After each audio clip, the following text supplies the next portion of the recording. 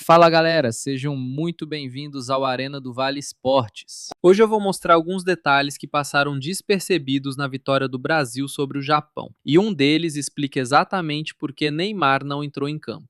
E já começamos com um dos pontos que mais chamou a atenção, a atuação de Lucas Paquetá. O meia fez uma partida abaixo do esperado. Diante de uma seleção japonesa muito bem fechada defensivamente, o Brasil precisava de jogadores capazes de acelerar a circulação da bola e tomar decisões rápidas no último terço do campo. Em alguns momentos, Paquetá chegou a reclamar da movimentação dos companheiros, pedindo infiltrações para realizar passes em profundidade. No entanto, ao observarmos a proposta de jogo de Carlo Ancelotti, fica claro que essa não era a prioridade da equipe. O treinador montou uma estrutura baseada na posse de bola, buscando desgastar a marcação japonesa até encontrar o espaço ideal para atacar. A orientação era fazer a bola circular com paciência, evitando perdas de posse que pudessem gerar contra-ataques. Essa estratégia acabou prevalecendo durante boa parte da partida. Paquetá foi substituído ainda no início do segundo tempo, para a entrada Endrick, aparentemente sentindo um problema físico. Mas, mesmo sem a lesão, sua substituição parecia apenas uma questão de tempo, já que seu desempenho estava abaixo do que o jogo exigia.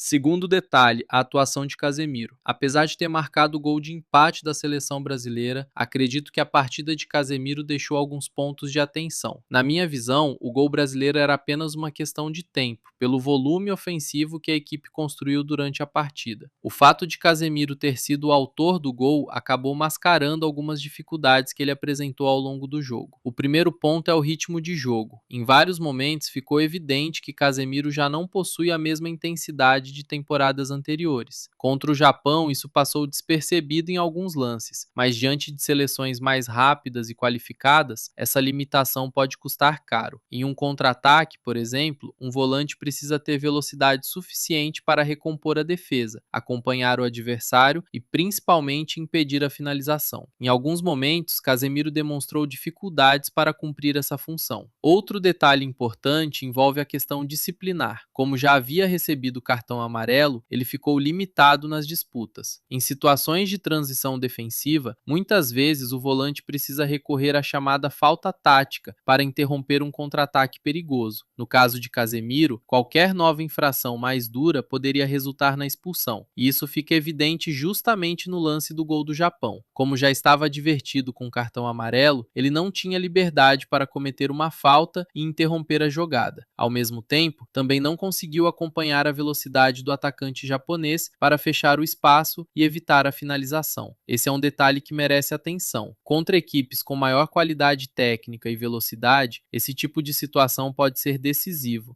O terceiro ponto que quero destacar é o comprometimento tático da seleção brasileira. Uma característica marcante das equipes comandadas por Carlo Ancelotti é a disciplina coletiva. Independentemente do adversário, todos os jogadores precisam respeitar o desenho tático e executar suas funções com precisão. Mesmo enfrentando um Japão completamente fechado, o Brasil não perdeu a organização. Em nenhum momento vimos jogadores abandonando suas posições ou tentando resolver a partida de forma individual. Pelo contrário, a equipe manteve a estrutura e seguiu fiel ao plano de jogo. Esse talvez seja um dos motivos que expliquem a confiança de Ancelotti em jogadores mais experientes, como Casemiro, e a cautela na utilização de atletas com características mais ofensivas, como Endrick. Para o treinador, o equilíbrio coletivo parece ser mais importante do que simplesmente colocar mais atacantes em campo. Durante boa parte da partida, vimos o Brasil trocar passes de um lado para o outro. Para muitos torcedores, essa circulação de bola parecia lenta e até improdutiva, mas, do ponto de vista tático, ela tinha um objetivo muito claro. A intenção era fazer o Japão se movimentar constantemente, desgastando sua organização defensiva até que surgisse um espaço para atacar. É um modelo de jogo baseado na paciência, na posse de bola e na tomada de decisões no momento certo. Esse tipo de estratégia costuma gerar impaciência nas arquibancadas, porque nem sempre cria chances imediatamente. No entanto, é justamente assim que muitas equipes conseguem desmontar defesas bem postadas. E foi exatamente isso que aconteceu. O Brasil insistiu na circulação da bola, manteve a organização tática durante toda a partida e, quando encontrou os espaços, conseguiu construir a virada. Mas será que esse estilo de jogo é o ideal para a seleção brasileira? Será que o torcedor brasileiro vai ter paciência para ver o Brasil valorizando tanto a posse de bola? Quero saber a sua opinião. Outro detalhe importante foi a pressão alta da seleção brasileira. Esse comportamento já tinha aparecido em outros momentos da Copa. O Brasil conseguiu criar gols e grandes chances pressionando a saída de bola adversária, como aconteceu contra a Escócia, em um lance que terminou em gol, em outro gol anulado e também no gol da virada contra o Japão. Essa pressão alta mostra que a equipe de Ancelotti não depende apenas da posse de bola. O Brasil também sabe acelerar o jogo quando perde a bola e consegue transformar a recuperação rápida em oportunidade clara de gol. E é justamente a partir desse ponto que podemos entender, de forma mais sensata, por que Neymar não entrou no segundo tempo. Em determinado momento, o Brasil perdia por 1-0 e Neymar, junto com outros jogadores, intensificou o aquecimento. A ideia parecia ser usar uma carta diferente, um jogador capaz de mudar o ritmo do jogo, encontrar um passe inesperado e ajudar a seleção a buscar o empate ou até a virada. Mas, durante esse aquecimento, saiu o gol de empate do Brasil. A partir daí, o cenário mudou completamente. Ancelotti deixou de precisar de uma mudança mais arriscada e passou a buscar uma manutenção tática. O Brasil voltou a controlar a partida, manteve superioridade sobre o Japão e seguiu criando situações de perigo. Nesse contexto, a entrada de Neymar deixou de ser uma necessidade imediata. O trabalho coletivo estava funcionando. A pressão alta continuava gerando problemas para os japoneses, e o Brasil tinha recuperado o controle emocional e tático do jogo. O próprio Ancelotti afirmou que pensava em colocar Neymar na prorrogação. Estava esperando Neymar na prórroga.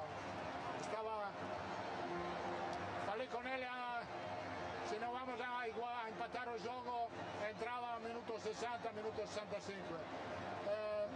Hemos empatado o jogo, não queria mudar a estrutura porque a equipe tinha controle do jogo. Isso faz sentido, porque em um jogo mais aberto e com jogadores mais desgastados, Neymar poderia trazer criatividade, dinamismo e atrair marcação, liberando mais espaço para Vini Júnior, que em muitos momentos foi cercado por 2 ou 3 defensores. Ou seja, Neymar não ficou fora por falta de importância. Pelo contrário, ele poderia ser uma peça decisiva em outro momento da partida. Mas com o empate acontecendo antes da substituição e o Brasil reassumindo o controle do jogo, Ancelotti optou pela segurança tática. Por fim, vale destacar uma preocupação para o próximo compromisso da seleção brasileira. Tanto Casemiro quanto Lucas Paquetá deixaram a partida com possíveis problemas físicos. Agora, a comissão técnica vai acompanhar a evolução dos dois para definir se terão condições de enfrentar a Noruega nas oitavas de final. Na minha opinião, esse é um cenário que nenhum treinador gosta de enfrentar. Alterar uma equipe por opção tática faz parte do planejamento. Já ser obrigado a mudar por conta de lesões pode comprometer toda a estratégia construída ao longo da competição.